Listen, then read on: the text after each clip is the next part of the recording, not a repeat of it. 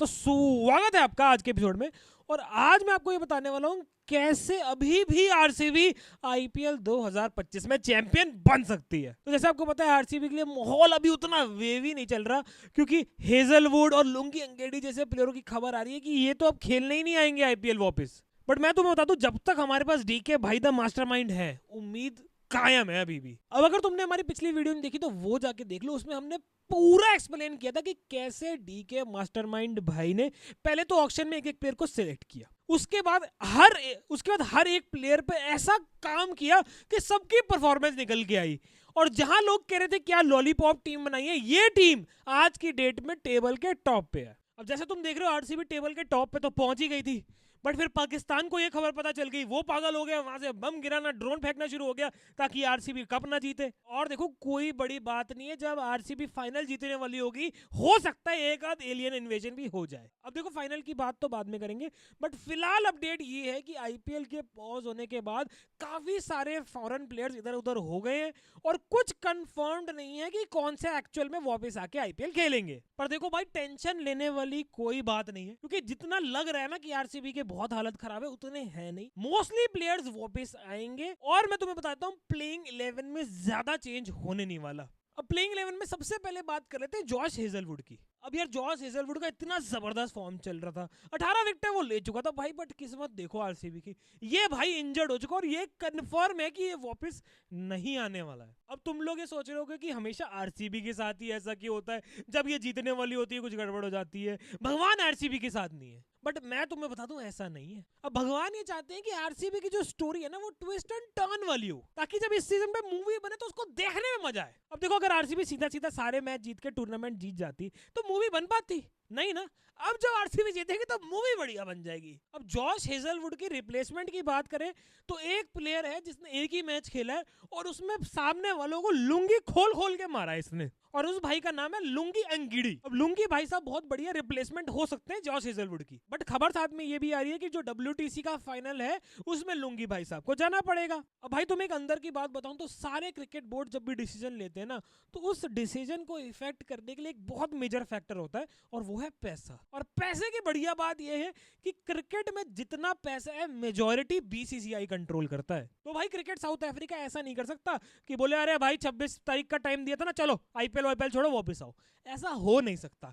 तो भाई most probably यही होगा कि क्रिकेट साउथ अफ्रीका वाले बोलेंगे कि जो जो हमारे प्लेयर आईपीएल के प्लेऑफ्स में खेलने वाले भाई अपने मैच निपटा के तसल्ली से वापस आओ। तो भाई मेरे हिसाब से लुंगी अंगीड़ी फाइनल भी खेलेंगे, सामने वालों को नंगा भी करेंगे उनकी लुंगी खोल के, तो वो कहीं नहीं जाने वाले। और 1% अगर लुंगी को वापस बुला भी लिया, फिर अपने पास यही ऑप्शन है, या तो आरसीबी कोई रिप्लेसमेंट प्लेयर ले या फिर नुवान तुषारा से मैच खिलाए। तो भाई टेंशन लेने की बात है नहीं, डीके भाई ने अभी तक भी तो टीम को पूरा बैलेंस में रखा ही हुआ था। अब हेजलवुड की कमी भी जैसे तैसे पूरी वो कर ही देंगे। अब अगले प्लेयर की बात करें जिनकी जाने की खबर आ रही है, वो है रोमारियो शेफर्ड। अब इस भाई का नाम रोमारियो, बट ये मार मार के रुलाने में एक्सपर्ट है और चलता फिरता इंसान नहीं राइनो लगता है ये। अब भाई के साथ छोटी सी दिक्कत ये आ रही है कि वेस्ट इंडीज के टूर्नामेंट आ रहा है टी20 का आयरलैंड के साथ, और वेस्ट इंडीज की टीम में भाई का नाम आ रखा है। तो भाई दिक्कत लेने वाली कोई बात है नहीं, क्योंकि वेस्ट इंडीज का बोर्ड बीसीसीआई से तो पंगा लेने वाला है नहीं। और कोई बड़ा फाइनल होता, कोई चैंपियनशिप डब्ल्यूटीसी टाइप कोई इवेंट होता तो फिर भी मानते।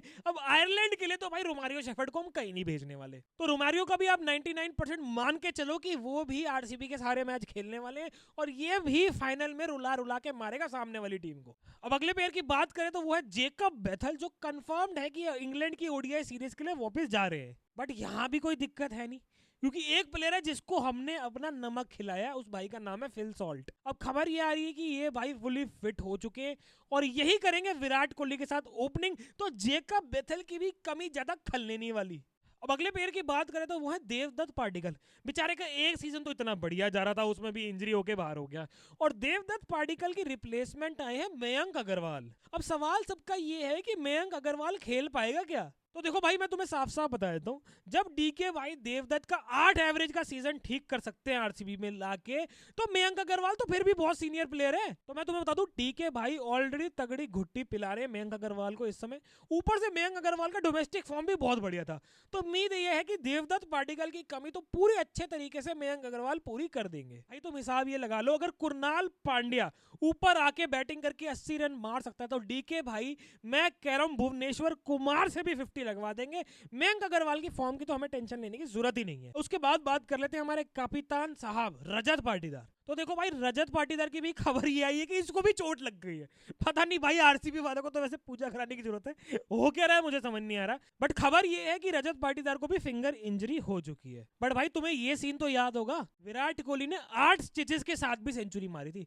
तो उसने रजत पाटीदार को बोला, तेरी ऐसी की तैसी, चाहे फिंगर इंजरी हो या कुछ हो, पट्टी चढ़ा, रहाने की तरह मोटी मोटी पट्टी चढ़ा उंगलियों पे, तब भी खेलना पड़ेगा और रन भी मारने पड़ेंगे। तो भाई साहब रजत पाटीदार को ये इंस्ट्रक्शंस दी गई है कि तू चाहे अब कुछ भी कर, इंजेक्शन लगा, बट तुझे सारे मैच खेलने हैं, कैप्टन भी बनना है और रन भी मारने हैं। और थोड़ी बहुत स्पेकुलेशन भाई ये भी आ रही है कि अब पता नहीं टिम डेविड वापस आएगा कि नहीं आएगा।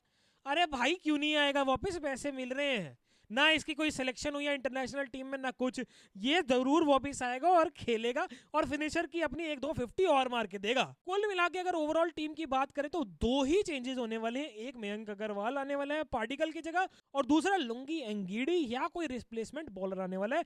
बाकी ओवरऑल टीम अभी भी सॉलिड है और वही रहने वाली है। और मैं तुम्हें बता दूं, प्लेयर थोड़े बहुत गए बट ओवरऑल आरसीबी अभी फायदे में ही है, क्योंकि देखो फॉरेन प्लेयर तो हर टीम से गए हैं। जीटी से बटलर चला गया है, विल जैक्स चला गया, तो काफी सारी टीमें कमजोर हो गई हैं।